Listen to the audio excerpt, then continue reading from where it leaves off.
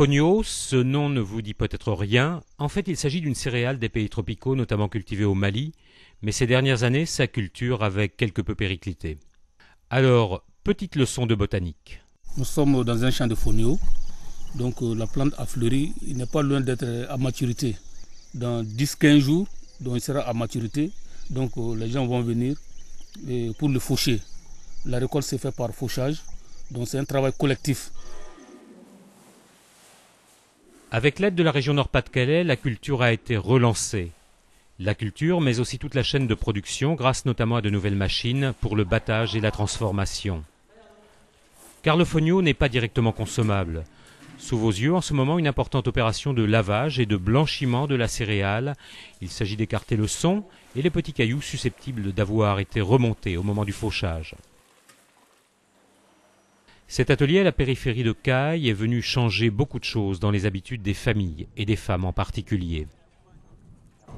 Ça change beaucoup parce que ces femmes, vous allez voir avec eux, mais là, à partir du moment qu'ils travaillent ici, ils arrivent à faire l'alternance entre les travaux ici et les travaux domestiques, tâches ménagères, et j'arrive à dégager des revenus équivalents, sinon plus que ce que gagnent leurs maris. C'est un travail intéressant pour elles.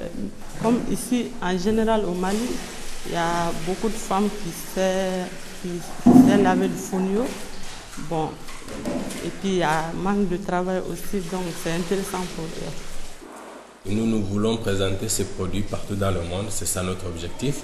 C'est qu'il faut le faire découvrir à d'autres mondes, donc et on a mis quand même beaucoup d'efforts pour la formation en hygiène, en qualité, en traçabilité. Donc les exigences sont là et il faut les faire respecter.